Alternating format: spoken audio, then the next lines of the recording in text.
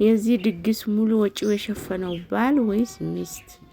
አሰላሙ አለይኩም ወራህመቱላሂ ወበረካቱ። ድና የተከበራችሁ ውድ ቤተሰቦቼ ሁላችሁም እያላችሁበት አላህ ይጠብቃችሁ ይጠብቀን።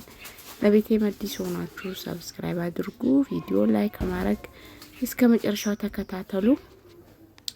እንግዲህ ብዙዎቻችሁ ሚስቱ ሁለተኛ ሚስት ሲያገባ ደግሳ ዳረችው ብዬ በሰራሁት ቪዲዮ ላይ ሚስቱ ስለጠላችሁ ነው እንዲያገባ የፈቀደችለት ወይም ደግሞ የደገሰችው እንጂ ሌላ ቢሆን እኔ ሞቴን ይመርጣለሁ እንጂ እንደዚህ ሊያረግ አልሰጠውም አላችሁ። የኔ ቢጤዎች አንዳንዶች አላችሁ። እንግዲህ እኔ እንዳልኳችሁ ሁለተኛ ሚስት የሚጠላ ሰው ያው የኢማን ጉድለት አለበት ብያለሁ፣ ከኔም ጭምር አምኛለሁ።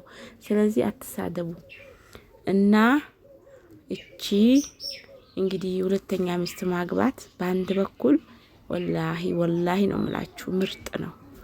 ምርጥ አሁን የሚያጣላው የሚያባላው ባል ነው። እንደ ጣውንት የሚያረገው ባል ነው። ባል እኩል አርጎ ሁለቱንም በእኩል ካስተዳደረ ሳያሳንስ ሳያበዛ እንትን ሲል ሳይለያይ ሳይመርጥ ካሳደረ በጣም ደስ ይላል። ግን አብዛኞቹ የመጀመሪያይቱን ሚስት በጣም ይበድላታል። በውጪም በአንዳንድ ነገርም ቤቷም ሄዶ በማደርም በብዙ ነገር ይበድላታል። የመጀመሪያ ሚስት ማለት ነው። አንዳንዶቹ ሁለት ቀን በዚች ቤት፣ ሁለት ቀን በዚች ቤት፣ ሁለት ቀን በዚች በቃ አስቤዛም ሲገዛ እኩል፣ ልብስም ሲገዛ እኩል፣ ልጆቹንም እኩል የሚያደርግም አለ እና በዛ እኩል ካረገ በጣም ደስ ይላል።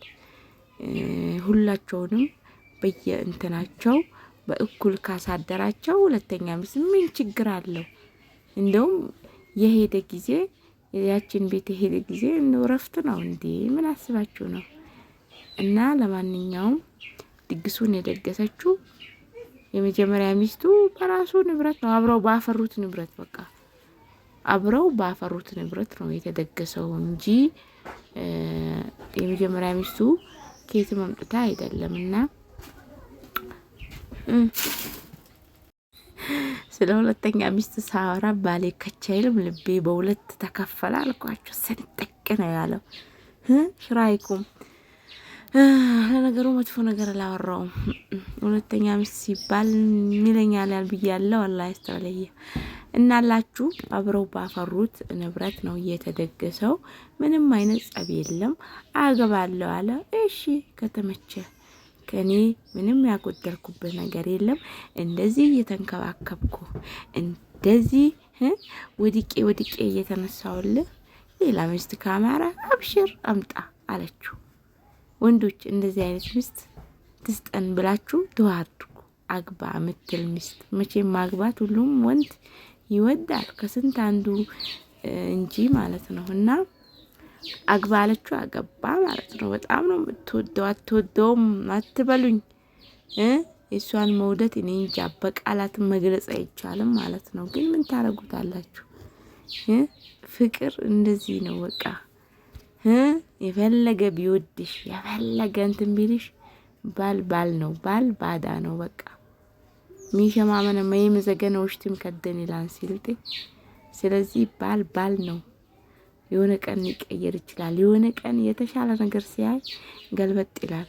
ስለዚህ ሁለተኛ ሚስትም ለማግባት አንዳንዴ አይምሯቸውን እንዲያስብ የሚያደርጋቸው የሆነ ነገር ሲጎላቸው፣ በቃ ወንዶች የራሳቸው ምቾት ነው የሚፈልጉት። ወላሂ አብዛኞቹ ማለት ነው። ለራሳቸው ምቾት ካገኙ ሀቢብቲ መስሚያቸው ጥጥ ነው። አንቲ ብሬው ባሲጅሊስ ይውናክ ይሉሻል። እነሱ ምቾት አለበት ቦታ መራርጠው ነው የሚቀመጡት። እና ሴቶች አንሸወድ ቅድሚያ ለራሳችን ትላላችሁ የታባቱ እና አትወደው ምናምን ስትሉ ነው እንግዲህ። በጣም ነው የሚዋደዱት።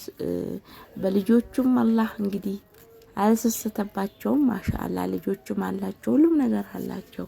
ስለዚህ አገባለሁ አለ አገባ። በሱ አልተጀመረም አለች። ሰጠችው፣ ፈቀደችለት ማለት ነው። በዚህ መልኩ የደመቀን ሰርግ አካሄደ። እኔ ያው እንደዚህ ሁለተኛ ሚስት የሚያገቡት ሁሌም ነው የምለው የራሳቸው ሆነ ምክንያት አላቸው። ያለ ምክንያት ሰው ለሌላ መከራ ሄዶ አይገባም። መከራ ነው።